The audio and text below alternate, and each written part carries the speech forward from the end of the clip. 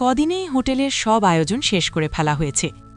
সবাই মিলেমিশে করায় এতটা দ্রুত সব সম্ভব হয়েছে। দুদিন পরই হোটেলের উদ্বোধন।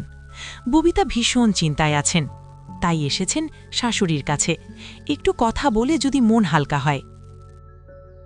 চিন্তা করো না ছোট বউ। চিন্তা তো হচ্ছেই আম্মা, এতগুলো টাকা দিয়ে হোটেল করা হলো, যদি ভালো সাড়া না পাই? বাবা বাবা, আল্লাহ আল্লাহ করো। তা তো করি আম্মা, তবু ভয় হচ্ছে। ভয় পেও না, সব ঠিক হবে। বলে ববিতা চুপ হলেন। বৃদ্ধা একটু সময় পর বললেন, একটা কাজ ভালো করছ। কি আম্মা? দীপ্রর সাথে কুহুরে মিশতে দিয়ে। কি করব আম্মা, আর কিছু তো করার নেই, আমারও আর ভালো লাগে না। ভালো কাজ হয়েছে এটা, দুজনে একসাথে থাকুক, মিশুক, বুঝুক একে অপরকে। বিপরীতে ববিতা বললেন, আম্মা, আপনি কি আমায় কোনো ইঙ্গিত দিতে চাইছেন? ইঙ্গিত না, সরাসরিই বলি, দুজনের বিয়ের বিষয়ে ভাবতে হবে না। এটা হয় না আম্মা, দীপ্র বিয়ে ভেঙেছে, আমার মেয়েটার সম্মান গিয়েছে। হ্যাঁ, এখন আমি স্বাভাবিক সম্পর্ক রাখতে চাচ্ছি, কিন্তু ওই বিষয়টা কি মিথ্যে হয়ে যাবে? আচ্ছা, সেটা সময়েই বলুক না, ওরা দুজন যদি চায়। সেটা ভিন্ন আলাপ আম্মা, কিন্তু আমি আর আমার মেয়েকে জোর করব না, কোনো সিদ্ধান্ত চাপিয়েও দেব না। বলে ববিতা নিজের সিদ্ধান্ত জানালেন। কুহুর প্রতি একটা অন্যায় তিনি করে ফেলেছেন, সেটির জন্য রোজ হৃদয়ে ব্যথা অনুভব করেন তিনি। দীপ্র কুহুর একসাথে কাজ করাটা সবথেকে বেশি প্রভাব ফেলল আয়ানার উপর। ও দুদিন নিজের ঘরে কেঁদেছে, একদম চোখ লাল করা কান্না। বিষয়টি আবিদা যখন বুঝেছেন, তখনই স্বামীর সাথে আলাপ করেছেন। ওনার স্বামী সবটা শুনে একটা সিদ্ধান্ত নেবেন বলে জানিয়েছেন, কিন্তু হুট করেই সেই সিদ্ধান্তটা নেওয়া যায় না, একটু সময় প্রয়োজন। সেই সাথে প্রয়োজন বড় ভাইয়ের সাথে সম্পর্কের ঝালাই। আরও একটি বিষয়ও প্রয়োজন, সেই জন্যই এসেছেন তিনি, ভাইয়ের সাথে আলাপে বসেছেন। আনোয়ার বললেন, ভাইজান কি ভাবলেন, বিদেশে ফিরবেন এর মাঝে? ফেরার তো একটা ইচ্ছে আছে আনোয়ার, ওখানে সব ফেলে এসেছি, তবে দীপ্রর জন্য সিদ্ধান্ত নিতে পারছি না। কেন, ওর কি মতামত? ও দেশেই থাকতে চাচ্ছে, ব্যবসাটা করবে না বলেও স্থির করেছে। আনোয়ারের ভ্রু কুঞ্চিত হল। একটু সময় নিয়ে তিনি বললেন, ওর ব্যবসার গ্রোথ তো খুব ভালো, এটা তো বোকামি হবে। তা তো আমিও ভাবি, দেখি কি করে, এখন আমিও সিদ্ধান্ত নিতে পারছি না। ছেলেটাকে এখানে রেখে যে ফিরব, সেটাও তো একটা চিন্তা।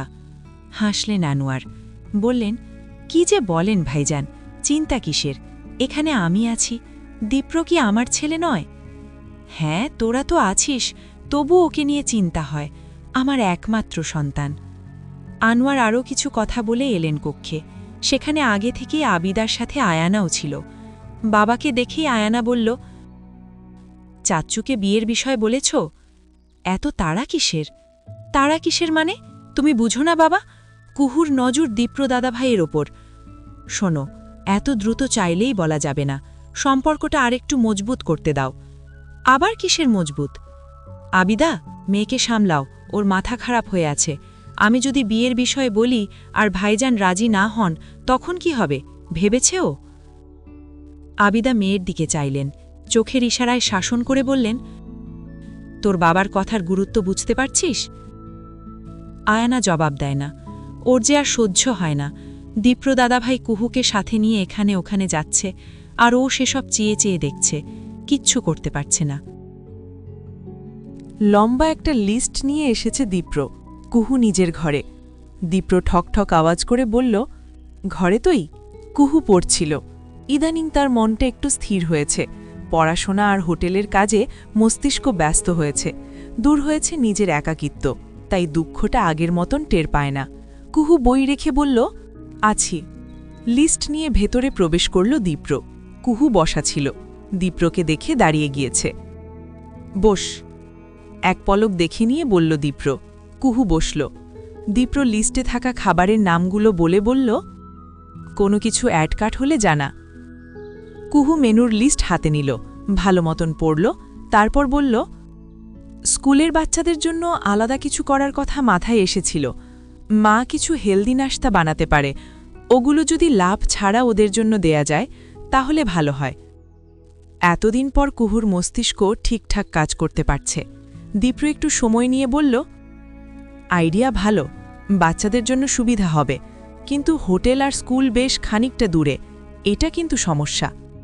ওদের জন্য খাবার নিয়ে যাওয়ার ব্যবস্থা করা যেতে পারে। ক্যান্টিনের খাবার দিনকে দিন আরও খারাপ হয়েছে, মানহীন করে ফেলেছে। আমি জেনেছি বিষয়টা, তখনই মাথায় এসেছে ওদের জন্য কিছু করা গেলে ভালো হবে। ওকে, এটা আমি দেখছি, বাড়তি একটা লোক নিতে হবে। আচ্ছা, মেনুতে কিছু অ্যাড করতে হবে? না, সব ঠিকঠাক। ওকে, লিস্ট কি আপনি করেছেন? ভালো হয়নি? না, হয়েছে, বেশ ভালো হয়েছে। আচ্ছা। দুজনের কথা ফোরালো। দীপ্র উঠে যেতে নিলেই কুহু কিছু বলতে গিয়েও আটকে গেল। দীপ্র সেটি বুঝতে পারল। শুধালো, কিছু বলবি? গলায় এসে আটকে যাচ্ছে কথাগুলো। কুহু শুকনো ঢোক গিলে বলল, না। দীপ্র চলে যেতেই আগমন হলো আয়ানার। মেয়েটি বোধহয় এখানেই ঘুরঘুর করছিল। সুযোগ পেয়েই ঘরে প্রবেশ করল। বাহ, ভালোই তো, ঠ্যাস দিয়ে বলল আয়ানা। কুহু একবার দেখে নিয়ে বিছানা ঠিক করায় ব্যস্ত হল। দীপ্র দাদাভাইকে পটানোর কোনো রকম উপায়ই তো বাদ দিচ্ছিস না কুহু? হাসি পেল কুহুর। সে পটাতে চাচ্ছে, এ কথা মতন যুক্তিহীন কথা বোধহয় দুটি নেই। আমি আগেও ক্লিয়ার করেছি আয়ানাপু, তোকে ভরসা তো করি না। তুই আর তোর বোন যা শেয়ানা, শেয়ানা তুমি কি কম? মুখের উপর জবাব দিল কুহু। আয়ানা ঠোঁট কামড়ে বলল, ভালোই তো মুখ থেকে কথা বের হচ্ছে আজকাল। মুখ থেকে কথা বের করা কি শুধু তোমার অধিকার? লেখা আছে নাকি কোথাও? শোন কুহু, কিচ্ছু শুনতে চাচ্ছি না। যেচে পড়ে ঝগড়া করবে না আয়ানাপু। ভালো ব্যবহার করে এসেছি দেখে আরও বেশি পেয়ে বসেছ। তোর ভালো ব্যবহারের পেছনে যে মুখোশ আছে সেটা তো আমি জানি। জানো তো ভালো, যা ইচ্ছে করো। করব, ঠিকই করব, শুধু একবার সময় আসুক। একদম মুখের সামনে এসে কথাটা বলল আয়ানা। কুহু জবাব দিল না। আয়ানা এবার আঙুল উঁচু করে বলল, দীপ্র দাদাভাইয়ের উপর নজর দিস না, ফল ভালো হবে না। তুমি আমাকে ধৈর্যহারা করে দিচ্ছ আয়ানাপু। আমি ক্লিয়ার করেছি আমি ওনার প্রতি আগ্রহী না, কিন্তু তুমি বিষয়টা বাড়াচ্ছ। এক কথা কতবার বলবো? ওকে, আগ্রহী না হলেই ভালো। এমনিতেও দীপ্র দাদাভাইয়ের সাথে আমার বিয়ে নিয়ে কথা চলছে। এই পর্যায়ে কুহু আসলেই অবাক হল। ওর ভ্রু কুঞ্চিত হল। ভেতরে ভেতরে আসলেই কথাবার্তা চলছে। তবে কুহু তো এমন কিছু শোনেনি। আর দীপ্র ভাইকে দেখেও তো মনে হয় না আয়নাপুর সাথে তেমন কোনো সম্পর্ক আছে। ও যখন গভীর ভাবনায় ডুবে তখন আয়না তখন গর্বের মতন করে বলে, আর মাত্র কিছুদিন, তারপরেই দীপ্র দাদাভাই আমার হবে। বলে বাঁকা হাসল। ও মূলত এসেছিলই কুহুর কানে বিয়ের বিষয়টি প্রবেশ করাতে। হোটেলের উদ্বোধন উপলক্ষে বাড়িতে আবার সবাই এসেছে। সবাই বলতে রাত্রিদের বাড়ির সবাই। আর একটা উদ্দেশ্য আছে অবশ্য। ঠিক হয়েছে আবিরের বিয়ের একটা ব্যবস্থা করা হবে। রমিজের বাবা মা না থাকায় সবকিছু এখান থেকেই করা হবে। মিলাদ মাহফিল শেষে খাবার দেয়া হলো। খাবার খেতে খেতে আবির বলল, মামি, একদম সেরা হয়েছে। তুমি এমনিতেই ভালো রান্না করো, আজ আরও ভালো লাগছে। আমি একটা বিষয় ঠিক করলাম, যদি আমার ভাগ্যে বিয়ে থাকে তবে সব খাবার তোমার এই হোটেল থেকে অর্ডার করব। এ কথায় হাসলেন ববিতা। বললেন, সেটা দেখা যাবে, আগে সব ঠিকঠাক চলুক। তোরা তো আগেও খেয়েছিস, বাকিদের পছন্দ হবে কি না? কেন হবে না? এত ভালো রান্না, না হয়ে উপায় আছে? ওনাকে থামিয়ে দিয়ে বলে উঠল দীপ্র। পুডিংয়ের বাটি থেকে 1 চামচ পুডিং মুখে দিয়ে ও পুনরায় বলল, এটা সেরা। ছোটবেলায় আমি আর কুহু। বলতে গিয়ে দীপ্রর গলাটা থেমে গেল। কণা বলল, তুমি আর আপো কে দীপ্র ভাইয়া? দীপ্রর মাঝে দোটানা ছিল। ও সেটা ভেঙে হাসল, বলল, মামির হাতের পুডিং আমাদের খুব পছন্দ ছিল। কুহুকে নিয়ে আমি লুকিয়ে লুকিয়ে যেতাম। দীপ্র নিজের আড়ষ্টতা ভাঙল। কুহু বসাই ছিল, ও ড্যাব ড্যাব করে চেয়ে রইল। কণা বলল, আসলেই এসব সত্যি? হ্যাঁ, ওরা দুজনেই পুডিং খুব পছন্দ করত। জবাবটি দিলেন ববিতা। পুনরায় বললেন, তোরা খাওয়া দাওয়া কর, আমি ওদিকটাই দেখি, লোকজন আসতে শুরু করেছে। চলে গেলেন তিনি। আবির খাবার চিবোতে চিবোতে নিচু সুরে বলল, ভাই, আমার কিন্তু ভয় হচ্ছে। ভয় কেন? পরশু ওদের বাসায় যাব, ওর বাপ যদি ঝামেলা করে? ঝামেলা করবে না, আর করলে আমরা আছি না। কি করব, মেয়ে ভাগিয়ে আনব? দরকার পড়লে সেটাই করব, বলে পিঠ চাপড়ে দিল দীপ্র। আবির ছোট করে নিঃশ্বাস ফেলল। ওদের কথোপকথনের মাঝেই রিকশা এসে থামল। রাত্রি আর কুহু চলে গেল স্কুলের বাচ্চাদের জন্য খাবার নিয়ে। আজ ওদের জন্য ফ্রি খাবারের আয়োজন করা হয়েছে। নিশ্চয়ই বাচ্চারা অনেকদিন পর টিফিনে তৃপ্তি নিয়ে খাবে। আদতে সবটা সহজ মনে হলেও সবটা সহজ নয়। গতকাল সবাই থাকায় ববিতা বিষয়গুলো সেভাবে ধরতে পারেননি। আজ মনে হলো মাথার ওপর আকাশ ভেঙে পড়েছে। কুহুকে যেতে হয়েছে ভার্সিটি। কণাটা শরীর ভালো না, গতকাল কাজ করে আজই অসুস্থ হয়ে পড়েছে। তিনি যখন সব সামলে দিয়ে এসে ক্লান্ত হয়ে বসলেন, জেবা বললেন, খুব চাপ লাগলে করিও না। উপায় নেই আপা, করতেই হবে। আর কদিন পর সামলেও উঠব, এখন একটু সমস্যা হচ্ছে। বুঝতে পারছি, জানি তুমি পারবে, বলে বসলেন জেবা। এই মুহূর্তে ববিতার দরকার একটু ভরসা। এই ভরসাই তাকে অনেকটা দূরে নিয়ে যাবে। দেখতে দেখতে 4টে দিন চলে গেল। এরই মধ্যে বাড়ির বড়রা গিয়ে আবিরের বউ দেখে এসেছে। আবিরের যে ভয়টা ছিল সেই ভয়টা এখন আর নেই। বিয়ের কথা অনেকটাই ফাইনাল হয়ে এসেছে, এখন দিন তারিখ দিয়ে এলেই হলো। এরই মধ্যে সকাল সকাল ঘটল আরেক ঘটনা। কুহু আর রাত্রি যখন বাগানে পানি দিচ্ছিল, তখনই বাড়ির বাইরে একটা গাড়ি এসে থামল। গাড়ি থেকে বের হয়ে এলো একটি সুদর্শন পুরুষ, আর পুরুষটির নাম অরণ্য। এ আবার কে? জবাবে রাত্রি ছোট করে বলল, দীপ্র ভাইয়ার বন্ধু, অরণ্য ভাইয়া। একে আগে দেখেনি কুহু, ও চেয়ে রইল। বাড়ির ভেতর থেকে বেরিয়ে এসেছে দীপ্র, এসেই অরণ্যকে জড়িয়ে ধরল। দুই বন্ধুর জড়িয়ে ধরা দৃশ্যটি দেখে নিয়ে কুহু বলল, উনি হঠাৎ এখানে? জানি না তো, আমি ভেতরে যাই কুহু, তুই থাক, বলে দ্রুত পা চালিয়ে চলে গেল রাত্রি। কুহু কয়েক সেকেন্ড চেয়ে রইল। সহসাই অরণ্যর দৃষ্টি পড়ল এদিকে। অদূর থেকে দীপ্র বিড়বিড় করে বলল, ও হলো কুহু, আমার কাজিন, মানে আমার না হওয়া বউ। রাত্রি আজ সারাদিন বেরোয়নি, নিজের কক্ষেই ঘাপটি মেরে আছে। কুহু সেটা লক্ষ্য করেছে, তবে বুঝতে পারছে না কেন এমন করছে। অরণ্যর সাথে কুহু কণার কথা হয়েছে। ছেলেটা ভীষণ ভালো। ওরা জেনেছে অরণ্য আর দীপ্র একই দেশে থেকেছে, তবে শহরটা আলাদা। অরণ্য আসার সময় অনেক কিছুই এনেছে। কুহুকে একটা ল্যাপটপ দিয়েছে। এটা নিতে গিয়ে কুহুর খুব দ্বিধা ছিল। দীপ্র তখন ফট করেই বলল, আমি আনতে বলিনি, ও নিজ থেকেই এনেছে, নিতে পারিস। এ কথার পর কুহুকে খামতে হয়েছে। তাছাড়া অরণ্য এত মিশুক যে বাড়ির সবাই ওর ওপর ফিদা হয়ে আছে। মাও নিতে বলেছে। ল্যাপটপটা বেশ ভালো মানের, কুহুর আসলেই কাজে লাগবে। শেষবার ল্যাপটপ কেনার জন্য ও টাকা জমাচ্ছিল, কিন্তু কেনা হয়নি আর। কুহু ভেতরে ভেতরে খুশি হয়েছে। টুকটাক কাজ সে পারে। কতক্ষণ ল্যাপটপ নিয়ে ঘাটাঘাটি করতেই কণা হেসে হাজির। ও দাঁত কেলিয়ে আসতেই কুহু বলল, বুঝেছি, একটা মুভি দেখব আপু, একটাই। আচ্ছা দেখ, তবে উল্টাপাল্টা কিছু করিস না আবার। আরে না, আমি কি গর্ধব নাকি, টুকটাক আইডিয়া আছে। কুহু ওর কাছে ল্যাপটপ রেখে এলো রাত্রির ঘরে। দুপুরের খাবারটি সে ঘরেই খেয়েছে। বাহানা দিয়েছে অসুস্থতার। এখন শরীর কেমন?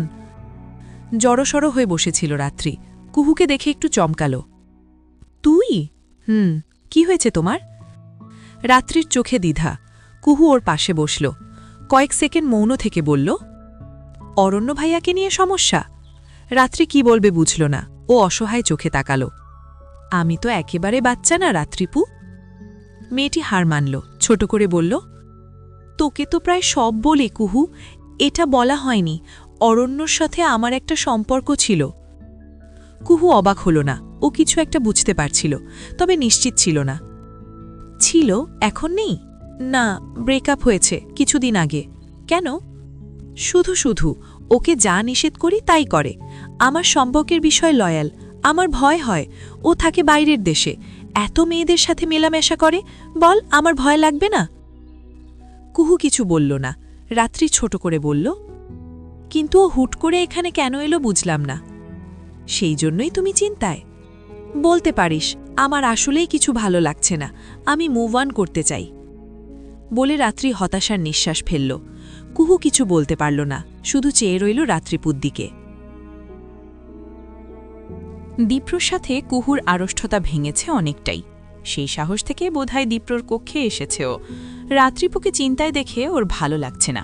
দীপ্র ওকে বসিয়ে রেখেছে প্রায় 10 মিনিট হতে চলল। কুহু বড় বিরক্ত হল। মিনমিনে সুরে বলল, আমি কিন্তু কিছু জিজ্ঞেস করতে এসেছিলাম। ল্যাপটপ নিয়ে সারাক্ষণ কি যে করছে দীপ্র, হয়তো ব্যবসার কাজ। কুহুকে যেন এক প্রকার ভুলেই গিয়েছে। কণ্ঠ পেয়ে কেমন হাবুলের মতন চেয়েছে। ও হ্যাঁ, শুনছি, বল। কুহুর গলাটা ভেজাল। ভেতর থেকে শক্তি এনে বলল, অরণ্য ভাই আর রাত্রিপুর একটা সম্পর্ক ছিল। জানি, তবে ব্রেকআপ হয়ে গেছে। নজর না ঘুরিয়ে জবাব দিল দীপ্র। কুহু আবারও বলল, ও বলে থামল দীপ্র। আবার বলল, আর কিছু? আরেকটা কথা আছে, বল। অরণ্য ভাইয়া কেন এসেছে? আপুর সাথে মিটমাট করতে? না। না বলায় কুহুর মুখটা চুপসে গেল। ও চাচ্ছিল দীপ্রঘাই বলুক হ্যাঁ মিটমাট করতে এসেছে, কিন্তু তেমন হল না। অরণ্যর সাথে আমার একটা পার্টনারশিপ হবে। আমি তো বিদেশে সেটেলার হব না, তো ওর কাছে সব ছেড়ে দেব, সেই জন্যই এসেছে। আপনি আসলেই যাবেন না? বিস্ময়ের সাথে শুধালো কুহু। দীপ্র ছোট করে বলল, যাব না আর। কুহু আর কিছু বলতে পারল না, উঠে চলে এলো। দরজার কাছে এসে আবার ফিরে এলো। আরেকটা কথা বলবো? মেয়েটির কণ্ঠে দ্বিধা। চাইল দীপ্র। কুহুর দিকে আজকাল খুব একটা চায় নাও, দৃষ্টি আড়াল করে, যাতে কুহু সহজ হতে পারে। জবাব দেয় দীপ্র। কুহু মিনমিন করেই বলে, অরণ্য ভাইয়ার সাথে রাত্রিপুর সম্পর্কটা ঠিক করা যায় না? কয়েক সেকেন্ড মৌন থেকে দীপ্র বললে, সেটা হলে আমিই খুশি হতাম, কিন্তু ওরা নিজ থেকে না চাইলে তো সম্ভব না। সেটাও ঠিক, বলে মন খারাপ করে যেতে নিচ্ছিল কুহু। দীপ্র ডেকে উঠল, শোন। পেছন ফিরল কুহু। দীপ্র বসা থেকে উঠে এসে ওর কাছাকাছি হল। একটা জিনিস। কি? অরণ্যকে আবিরের বিয়ের বাহানায় আটকে রাখব। এর মধ্যেই যা করার করতে হবে। তুই সাহায্য করতে পারবি? হ্যাঁ, পারব। ওকে, তাহলে এই কথাই রইল। আমি দেখি অরণ্যর মনে কি চলে, তারপর আলোচনা করব। আচ্ছা। বলে মৌন হল দীপ্র। কুহুও চুপ। তবে মেয়েটি চলে না গিয়ে দাঁড়িয়ে আছে। দীপ্র ভ্রু নাচিয়ে শুধাল, আর কিছু বলবি? বলে দৃষ্টি ফেরাল কুহু। দ্বিধা ভেঙে ছোট করে বলে, থ্যাংক ইউ। হঠাৎ? হঠাৎ না তো। তাহলে? আমি অনেক ক্ষেত্রেই ভুল ছিলাম, কিন্তু আপনাকে দোষ দিয়েছি, ওটা বুঝতে পেরেই বললাম। আচ্ছা, কিন্তু আরেকটা কথা। কি? বলল দীপ্র। কুহু গলার স্বর দৃঢ় করে বলল, আমি এখনও আমার কথায় অটল। আপনি আমাকে অপদস্থ করেছেন, ওটা ভুলব না। পুরো ব্যাপারটাই এই একটা কথায় ঘেঁটে দিল কুহু। দীপ্র হতাশ হয়ে বলল, সেই জন্য আমি কিন্তু সরি বলেছি কুহু। বলেছেন, কিন্তু আমি কেন যেন মানতে পারি না। সহজ স্বীকৃতি ওর। দীপ্র ছোট করে বলল, সময়কে সময় দিলে ঠিক হয়ে যাবে। আর আমরা দুজনেই তো একটা মিউচুয়াল সিদ্ধান্ত নিয়েছি, তাই না? স্বাভাবিক করার। সেদিন দীপ্র সরাসরি বলেছে সবটা স্বাভাবিক করতে হবে। কুহুর ভেতর থেকেও একটা সায় ছিল, কারণ তার ভুলগুলো দৃশ্যমান। তাছাড়া নিজের ভেতরে একটা ভয়ও কাজ করে। বিষয়টা জানাজানি হলে সত্যিই মুখ পাবে না কুহু। সেসব ভেবে ছোট করে নিঃশ্বাস ফেলতেই হনহনিয়ে কক্ষে প্রবেশ করল আয়ানা। ওদের দুজনকে দেখে ভ্রু কুঞ্চিত করল। আয়ানা, বলল দীপ্র। মেয়েটির মুখশ্রী আকাশের সবটুকু মেঘ ধরে রেখেছে যেন। দীপ্র চেহারা একটা কঠিন ভাব এনে বলল, নক করে আসতে হয় জানিস না? একটা অপমান মেয়েটিকে সপাটে চড় বসাল। ও ঠোঁট কামড়ে বলল, সরি। দীপ্র বুঝল আয়ানা কষ্ট পেয়েছে, তাই নরম হল। কিছু বলবি? খাবার খাওয়ার জন্য ডাকতে এসেছিলাম। আচ্ছা, আসছি, তুই যা।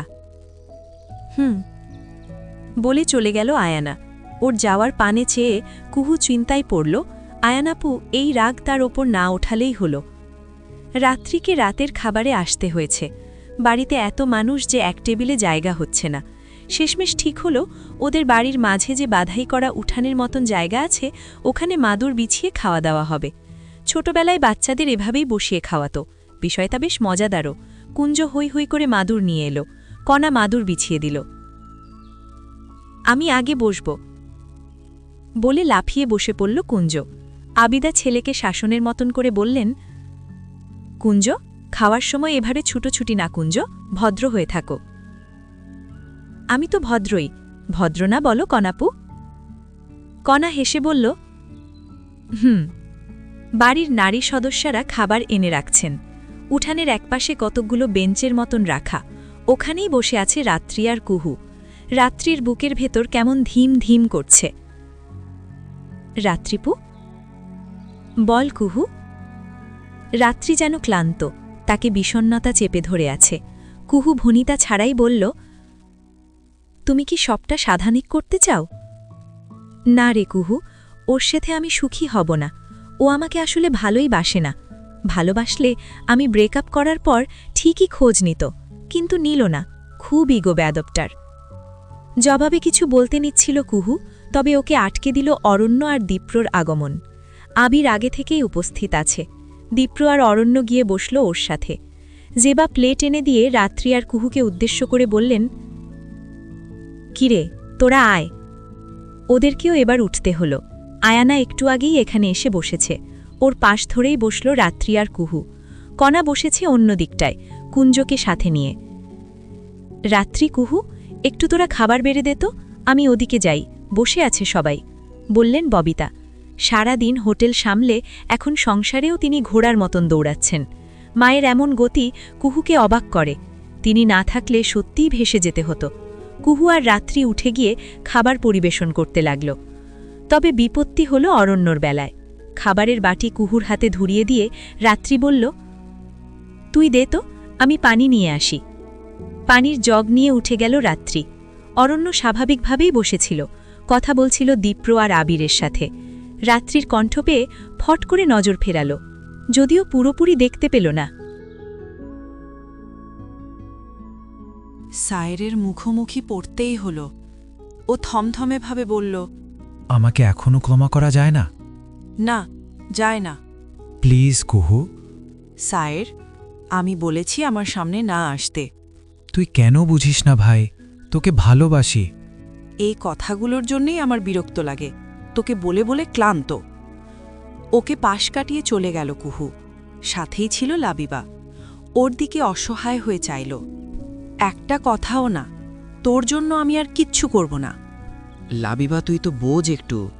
কিচ্ছু বোঝাননি বলে লাবিবাও চলে গেল। সায়ের নিঃসঙ্গ হয়ে বসে রইল। তার সবটা এলোমেলো লাগছে। কুহুর সাথে চা খেয়ে বের হতে নিচ্ছিল লাবিবা। ঠিক তখনই লাবিবা বলে উঠল, এই কুহু, ওটা তোর কাজিন না? কুহু ওর কথায় দৃষ্টি ফেরাল। দেখল দীপ্রভাই দাঁড়িয়ে ফোনে কথা বলছেন। উনিই তো, তাই না? হ্যাঁ। ভাই ছবির থেকেও সুন্দর। এ কথা বলতেই কুহু তাকালো লাবিবার দিকে। ও মেকি হাসি হেসে বলল, আসলেই ভাই, এমন একজনকে রিজেক্ট করছিস তুই? আমি না, আমাকেই করেছেন। ধুর, কি যে বলিস তুই, পালাবি এটা জেনেই তো করেছে, না হলে কখনোই করত না।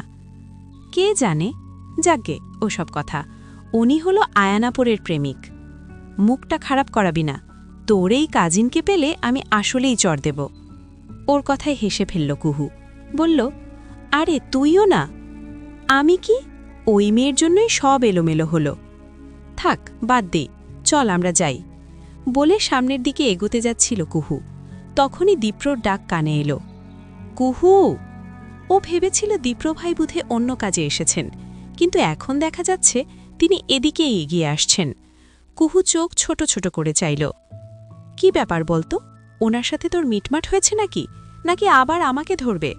আমার তো ভয়টয় লাগছে রে। আরে তেমন না, মিউচুয়াল একটা ডিসিশনে এসেছি। আলটিমেটলি ভুল তো আমি কম করিনি। কুহু আজকাল নিজের ভুলগুলো স্বীকার করে চলেছে, অথচ আগে একদমই করত না। উল্টো ইনিয়ে বিনিয়ে দীপ্রকেই দোষ দিত। দীপ্র কাছাকাছি চলে আসায় ওরা আর কথা এগোল না। কুহু বলল, এখানে আপনি? তোকে নিতে এসেছি। পুরোই অবাক হল কুহু। লাবিবা একটু খুশিই হল, বলল, আমি যাই রে কুহু, পরে কথা হবে। বলে লাবিবা চলে গেল, একদমই সময় দিল না। কুহু সেদিকে চেয়ে বলল, চলে গেল, কথা বাড়াতেই দিল না। লজ্জা পেয়েছে বোধহয়। লজ্জা কেন পাবে? বিস্ময় নিয়ে শুধালো কুহু। দীপ্র বলল, তোকে পালাতে সাহায্য করার কথা ছিল যে। ব্যাপারটা মনে করে কুহু বলল, ও সেটাও কথা, আমি ভুলে গিয়েছি। শোন এবার। কুহু তাকালো, বলল, কি? রাত্রি আর অরণ্যর বিষয় ভেবেছি, আমার একটা প্ল্যান আছে। কি প্ল্যান? যেতে যেতে বলি, গাড়ি নিয়ে এসেছে দীপ্র। গাড়িখানা দেখে কুহু বলল, আপনার গাড়িতে যাব না। গাড়ি আবার কি সমস্যা করল? সমস্যা না, পরে আবার আমাকে বকা খেতে হবে, আয়নাপু আমার চুল ছিঁড়বে। একটু মজা করেই বলল কুহু। দীপ্র ঠোঁট কামড়ে বলল, আজব কাহিনী, মজা করে বললাম। বুঝেছি। কুহু গাড়িতে উঠে বসল। দীপ্র একটা বিষয় খুশি, কুহু আগের মতন চঞ্চলতা ফিরে পাচ্ছে, ভালোভাবে কথা বলছে। অরণ্য ভাই আর রাত্রি আপুর ব্যাপারটা? ও হ্যাঁ, বিয়ের প্রস্তাব আনতে হবে। বুঝলাম না। রাত্রির জন্য ছেলে আনব, বিয়ের কথাবার্তা বলাবো। সে কি, তাহলে তো আরেক ঝামেলা, রাত্রিপুর সাথে তো অন্য কারো বিয়ে হয়ে যাবে। শোন কথাটা, বিয়ের প্রস্তাবটা ফেক হবে। যদি রাত্রি কিংবা অরণ্য একে অপরের জন্য মায়া রাখে, তবে ওরা নিজেরাই এক হবে। আইডিয়া ভালো, কুহুর পছন্দ হলো। ও সায় জানালো। দীপ্র বলল, কোথাও বসবি? কোথায়? চা বা কফি? না, দরকার নেই। শেষে আয়নার কথা টানিস না প্লিজ। আচ্ছা চল বসি, বিল আমি দেব। গাড়ি চালানো অবস্থাতেই কুহুর দিকে তাকালো দীপ্র। কুহু একটুখানি হেসে বলল, ঋণ রাখতে চাই না।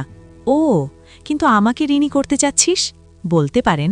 ঠিক আছে, হলাম ঋণী, সময় হলে শোধে আসলে ফেরত দেব। হোটেলের কাজে দীপ্রকুহুর দূরত্ব কমেছিল। রাত্রি অরণ্যের বিষয়টা আশায় তা আরও অনেক নেমে এসেছে। এটা বোধ করেই সবার আগে খেয়াল করলেন ববিতা। তিনি দ্বিধায় আছেন, ভাবছেন মেয়ের সাথে খোলামেলা আলোচনা করবেন কিনা। একটু ভয়ে আছেন তিনি। সেবার দীপ্রর প্রতি অনুভূতি ছিল না কুহুর, তাই দীপ্র বিয়ে ভেঙে দেয়াতে মেয়েটির উপর সেভাবে প্রভাব আসেনি।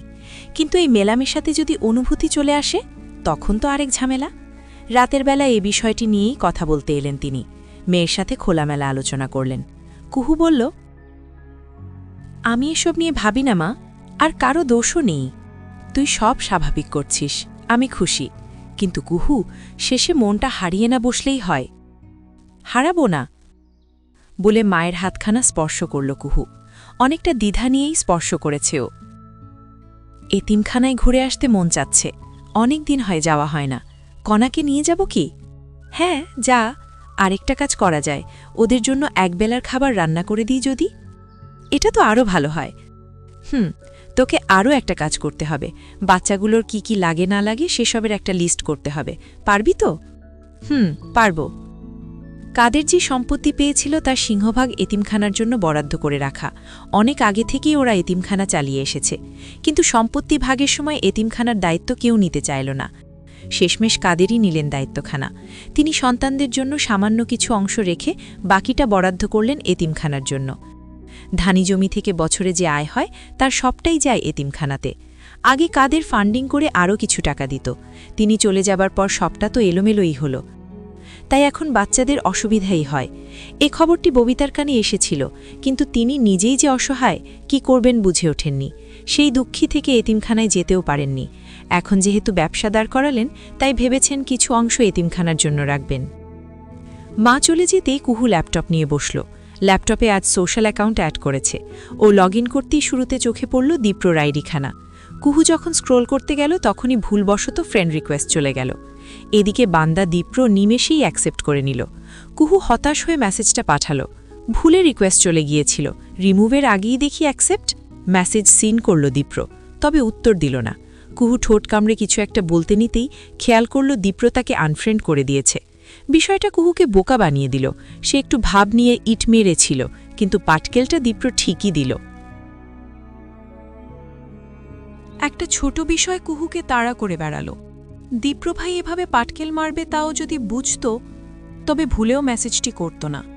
ও ঠোঁট কামড়ে রাতের খাবার তৈরিতে মা চাচিদের সাহায্য করছে। তবে ওর মুখের ভঙ্গিমা খেয়াল করেছেন জেবা। তিনি খুন্তি নাড়তে নাড়তে বললেন, কি রে কুহু, মুখটা অমন করেছিস কেন? ববিতা আর আবিদা নজর ফেরালেন। কুহু মুখটা ঠিক করে বলল, এমনি বড়মা। মনে হচ্ছে কাকে যেন গালিগালাজ করছিস। মনে মনে কুহু বলল, করছিই তো, কিন্তু মুখে বলল, আমি তো গালি দেই না। তাই না কি রে? কোথা থেকে ছুটে এসে বলল আয়ানা। এই হলো আরেক বিপদ। কুহু চোখের দৃষ্টি সরু রাখল। গালি দিতে শুনেছ আয়ান আপু? খোঁজ রাখিনি, তবে এখন থেকে রাখব, দেখব গালি দিস কিনা। রেখো। যদিও দুজনের কথার টোন স্বাভাবিক, তবে আবিদা দ্বন্দ্বটি বুঝতে পেরেছেন।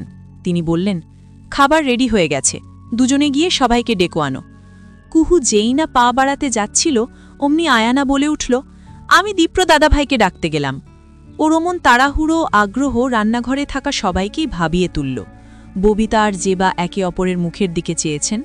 আবিদা দুই যাকে চোরা চোখে দেখে বললেন, দীপ্রর পাগল। ছোটবেলায় কুহু যেমন করত, এখন আয়ানা তেমন করে। কথা কাটালেন তিনি, তবে কথা কি কাটল? না, বিষয়টা বাকি দুই নারীকেই ভাবিয়ে তুলল। কিছু সময় পর সকলে খাবার খেতে চলে এলো। আজ এসেছেন দাদি জানো, তাকে নিয়ে এসেছে দীপ্র। এর পেছনে বিশেষ কারণ আছে অবশ্য। সবাই যখন খাওয়া শুরু করবে, ঠিক তখনই দীপ্র বলল, আমি একটা কথা ভেবেছি। মোটামুটি সবাই চাইল দীপ্রর দিকে। দীপ্র তাকালো কুহুর দিকে। কুহু চোখের ইশারায় বোঝালো, বলে দেন। ওদের এই ইশারা আয়ানা দেখল, দাঁত কিরমির করে তাকালো। কুহু যখন দৃষ্টি ফেরালো তখন ওর সাথে চোখাচোখি হলো, তবে পাত্তা দিল না ও। দীপ্র সবাইকে একবার দেখে নিয়ে তাকালো রাত্রির দিকে। রাত্রি বিষয়টি তখনও ধরতে পারেনি, চেয়ে আছে প্রশ্ন নিয়ে। রাত্রির জন্য ছেলে দেখা দরকার। আবিরের বিয়ের পরপর কিংবা আগে ভাগে পেয়ে গেলে যদি একসঙ্গেই দুজনের বিয়েটা দিয়ে দেয়া যায়। বিস্ফোরণ নিয়ে তাকালো রাত্রি। দীপ্র ভাই এটা কি বলতে চাচ্ছে? সবাই কেমন চুপ। ওর কথাকে জোরাল করতে মুখ খুলল কুহু। হলে তো ভালো হয় খুব। রাত্রিপুর বিয়ে নিয়ে আমি আর কণা প্ল্যান করতাম আগে। এমনটা হলে আসলেই দারুণ হবে, এক ঢিলে দুই পাখি। ফুপার কিন্তু খরচও কমে যাবে। কণার শেষ কথায় রমিজ হাসলেন। ববিতা ছোট কন্যাকে শাসন করতে বললেন, কণা, এটা কেমন কথা? আমি এমনি বললাম মা। ভাবি, ওকে বকা দেবেন না, ও ছোট মানুষ, মজা করে বলেছে। তাছাড়া বিষয়টা কিন্তু ভালো। জানেন তো আমি একটু কৃপণ টাইপের। যদি একসাথেই আয়োজন করতে চাও, তবে আমি কিন্তু আমার বিয়ের জন্য একটুও খরচ করব না, সবটা তোমার দিতে হবে। কৃপণগিরি কমাও বাবা। ছেলের কথায় রমিজ হাসলেন, বললেন, সে দেখা যাবে। আমাদের যা কিছু আছে সব তো তোমাদের দুভাই বোনেরই। রমিজের কথাটা শুনে কুহুর একটু মন খারাপ হলো। মনে পড়ল বাবাকে। বাবা থাকলে তিনিও হয়তো এভাবেই বলতেন, আমাদের যা কিছু আছে তা তো তোমাদের দু বোনেরই। আমি কিছু বলতে চাই, শোনো সবাই। বৃদ্ধার কথায় সবাই থামল, দৃষ্টি ফেরাল। বিয়ে হলো আলাদা রহমতের বিষয়। রাত্রির বয়স তো হয়েছেই, তাই ওর বিষয়ে ভাবা দরকার। আর দুই ভাই বোনের একসাথে হয়ে গেলে আমাদের দুঃখ কিন্তু কমই হবে। এক মেয়ে বিদায় নিয়ে আরেক মেয়েকে তো ঘরে আনা হবে। এটা হলে বেশ ভালো হয়, তোমরা খোঁজ করো। এত সময় পর রাত্রি মুখ খুলল, বলল, বাহ, ভালোই তো নানিজান, আমাকে বিদায় করার জন্য খুব তাড়া দেখাচ্ছ। দেখো মেয়ের কাহিনী। মেয়ে মানুষ কি সারা জীবন বাপের ঘরে থাকে? থাকে তো না। কেন দাদিজান? দীপ্র দাদাভাই আর কুহুপুর বিয়ে হলে তো কুহুপুর সবসময় এখানেই থাকত। ফট করেই সবার মাঝখানে কথাটা বলে ফেলল কুঞ্জ। এই এক কথায় সবার মুখের রং বদলে গেল। আবিদা ধমকে উঠলেন, কুঞ্জ, একটা কথাও না, বড়দের মাঝে কথা বলছ, বেয়াদব হয়ে গেছ তুমি। আয়নার মাথায় তো আকাশ ভেঙে পড়ার মতন অবস্থা। ওর ইচ্ছে করছে ছোট ভাইকে চর বসিয়ে দিতে। নেহাতি এখানে মেহমান তথা অরণ্য বসে আছে, না হলে এমনটি ঠিকই করে ফেলত ও। ওর মাঝে মাঝে সন্দেহ হয়, এই ছেলে আদৌ ওর ঘাই তো। ওর দৃষ্টির আগুন নিবল না, চেয়ে রইল অগ্নিদৃষ্টি নিয়েই। ভেতরে ভেতরে ফোঁস করতে লাগল। এদিকে দীপ্র স্বাভাবিক, তবে কুহু কেমন অস্থিরতে পড়েছে। কারণ সকলে না জানলেও সে তো জানে অন্যায়টা তার নিজেরই হয়েছে। কুহুর খুব খারাপ লাগছে। ওর খাওয়া হয়নি ঠিক মতন। ও অপেক্ষা করছে দীপ্র ভাইয়ের জন্য। মানুষটার প্রতি সকলের একটা কেমন দৃষ্টি পড়েছিল আজ। সবাই তো তাকেই দোষারোপ করেছে। অবশ্য সবার দোষ নেই। যা ঘটেছে তাতে দীপ্রর দোষটাই দৃশ্যমান। আর কুহুর সবটাই লুকিয়ে। এই লুকিয়ে থাকার কারণে কুহু নিজের ভুলগুলো শুরুতে বুঝতে পারেনি। আজকাল মনে হচ্ছে সব ওর নিজের জন্য হয়েছে। ও চাইলেই ঘটনা অন্যরকম হতে পারত। আফসোস লাগছে। খাবারের সময় নিশ্চয়ই দীপ্রর অস্বস্তি হয়েছে, যদিও সে নিজেকে স্বাভাবিক দেখিয়েছে। এসবই ভাবছিল ও। এদিকে মেয়েটিকে ঘরের সামনে দেখে দীপ্র ডাকল, কুহু। চাইল কুহু, পুরো দৃষ্টি দিয়ে। দীপ্রর চোয়াল ভরা চাপদাড়ি, পেটানো শরীর, চোখে মুখে মাঝে মাঝে বেশ কঠিন ভাব থাকলেও বেশিরভাগ সময়ই দৃষ্টি থাকে শীতল। কিরে, ধ্যান ফিরে ওর। ও চায়, বলে, কিছু বলবি? হ্যাঁ, আচ্ছা, ভেতরে এসে বল। বলে রুমে প্রবেশ করল দীপ্র। ওর পেছন পেছন রুমে প্রবেশ করল কুহুও। এই রুমটায় একটা আলাদা ঘ্রাণ পাওয়া যায়, দীপ্রর ঘ্রাণ। প্রতিটা মানুষেরই আলাদা একটা ঘ্রাণ আছে।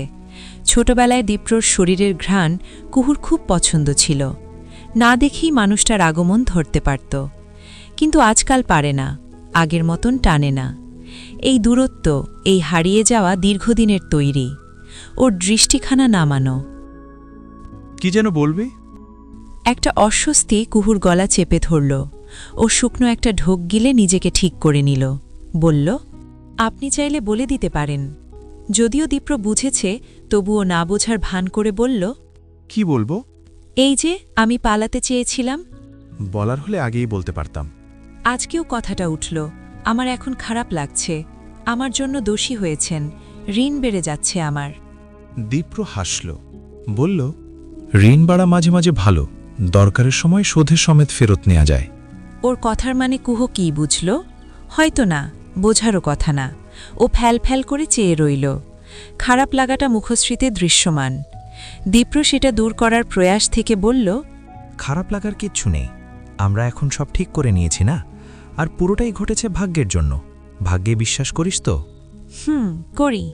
তাহলে আর কিছু ভাবার নেই, এটা এখানেই শেষ, ঠিক আছে? আচ্ছা। তাহলে এই কথা আর আসবে? আমার আসলে মনে হলো একবার বলা দরকার, তাই বলতে এলাম। আচ্ছা, কিন্তু আমি আবার ক্লিয়ার করছি, আমার কোনো খারাপ লাগা নেই, তোর উপর রাগও নেই। শুরুতে না বুঝে আমি রাগ থেকে তোর সাথে কথা না বলেই অমন একটা কাজ করে ফেলেছি। আমি কথা বললে কিন্তু ঘটনা ভিন্ন হতে পারবো। যাই হোক, আমি সবার ধরছি না, যা হবার তা হয়ে গেছে। একে অন্যকে দোষ দিলে ঠিক হবে না কিছুই। এখন আমাদের লক্ষ্য রাত্রি আর অরণ্যর মিল ঘটানো। এখানে ফোকাস করি। টানা কথাগুলো দোলে থামল দীপ্র। শুধু যে কুহুর মাঝে পরিবর্তন হয়েছে তা কিন্তু না, দীপ্র নিজেও তো পরিবর্তন হয়েছে।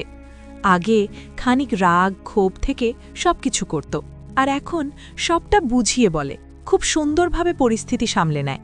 আর এই দিকটায় কুহুকে স্বাভাবিক হতে সাহায্য করে চলেছে। কুহুর ভেতরে শীতল একটা বাতাস নেমে এলো। ও ছোট করে বলল, আচ্ছা, আমি চেষ্টা করব এসব আর না বলতে। চেষ্টা কেন, একেবারেই বলবি না, পুরোটাই বাদ। ঠিক আছে, বাদ, তাহলে যাই আমি, বলে পা বাড়াতে যাচ্ছিল কুহু। দীপ্র বাধা দিয়ে বলল, শুনেশা। কুহুর আর আগানো হল না। ও মাথা তুলে চাইল। দীপ্র ভাই ভীষণ লম্বা, সিনেমার হিরোদের মতনই লম্বা। এই পর্যায়ে মেয়েটার চোখের দৃষ্টি দীপ্রর দৃষ্টির সাথে মিলে গেল।